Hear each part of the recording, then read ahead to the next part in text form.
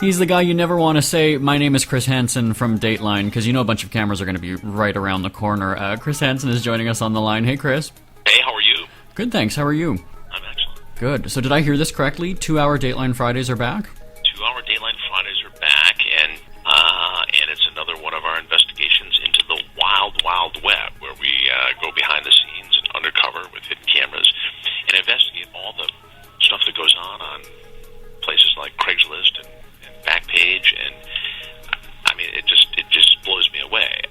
From an adoption scam to sweetheart swindles to people who actually claim they are real-life vampires and are looking for human blood donors. Just when you thought you've heard or seen it all, right? I used to always say that, and it finally got too cliche, so I stopped because I think I'll never see it all. And this is one of those situations where, I mean, this is a never-ending source of interesting stories. I mean, I can make the rest of my career out of this. We had Jerry Springer was on the show a couple years ago, and of course his show is known for outrageousness, and he's not fazed by anything anymore. But you're still surprised after all these years. Well, I suppose, when you sit down face-to-face with somebody who says they're a vampire and they need human blood to be energized, like you and I would have a cup of coffee in the morning, right. Yes, that's surprising. The fact that people would put themselves out there as hitmen on the web, on Craigslist, is surprising. The fact that somebody in Las Vegas is selling quote-unquote red pleasure pills as an all-natural alternative to Viagra and Cialis. We buy some, have them tested, and they turn out to have, knockoff active ingredients from China that could harm people that are not all natural. Yeah, that still surprises me. There's also an element, you mentioned hitmen, so there's an element of danger in some of these instances. And so we had a question that was sent in, and Jen wants to know if you ever feel unsafe doing these investigations, and she wants to know if you ever, how do you have security? How does it work when you're out there? Well, in a situation where we're going to, confront somebody who's putting themselves out there as a hitman, yes, there's a very detailed security protocol. For instance, in this case, we met him in a casino. Our security people, spent days going over this and what happens in one scenario versus another. So I feel like we're as safe as we can possibly be. Yes, are we doing edgy stuff? Yes. Does it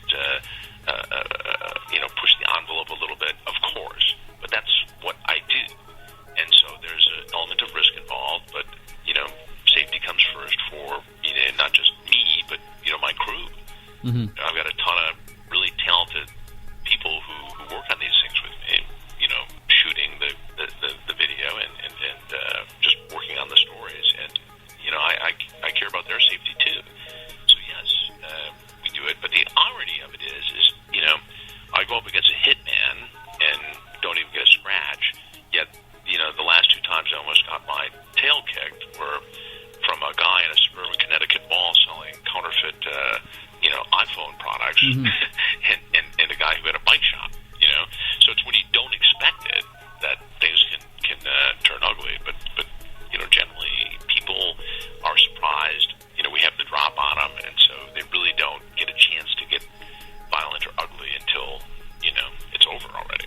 Mm-hmm. So what you're saying is you're happy with your life insurance policy with NBC?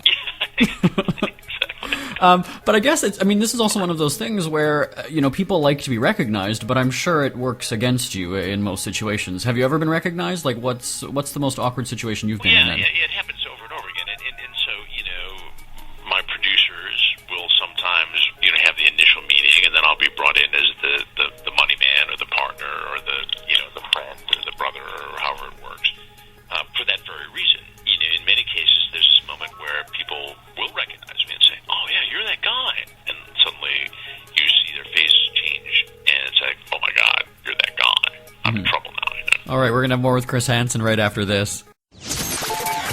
Jeremy Bradley here, back on the show, still chatting with NBC's Chris Hansen from Dateline, Friday nights on the Peacock. One of the things that you were talking about is the wild and weird and crazy things people do online. What is the stupidest, maybe not even necessarily online, what's the stupidest thing you've encountered somebody doing, or the most ridiculous thing that's happened during one of these investigations? Well, it's a 10-way tie for first. Right.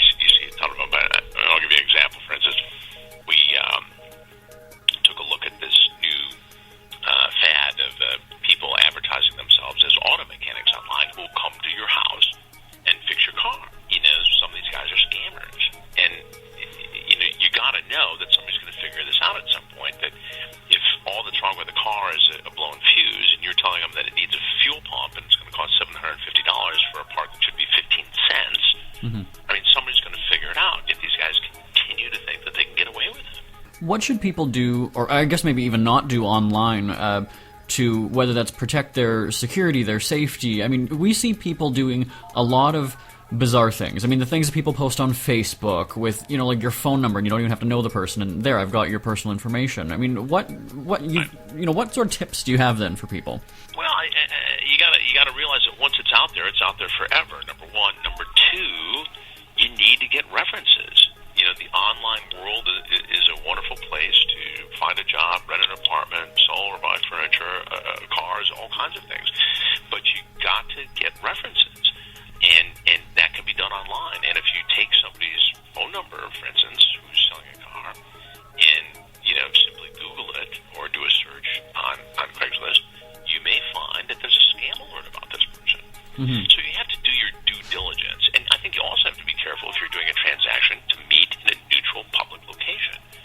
We've seen incidents where somebody's been selling a coin collection, for instance, and the fellow comes over is a robber, and somebody got killed in the crossfire. So you don't want to give out too much personal information. I was talking to a waiter at a place I go to lunch all the time, and he found an apartment right here in New York City on Craigslist. But he met the guy in a public location, and they talked about it, and they had the tour of the apartment, and they did a legit deal. But you just can't assume everybody is who they say they are. That's the issue. And I think it was, and I'm going to feel stupid if it wasn't Dateline, but I'm pretty sure it was, where you had people who were giving you job references or different diplomas and things, wasn't it? Where you could just order them online? Yeah. Oh yeah. Well, we had a woman in the last investigation who could create, pay stubs and W-2s and the whole thing, and you could take this stuff, which is extremely high quality, and go buy a car with it. It was amazing.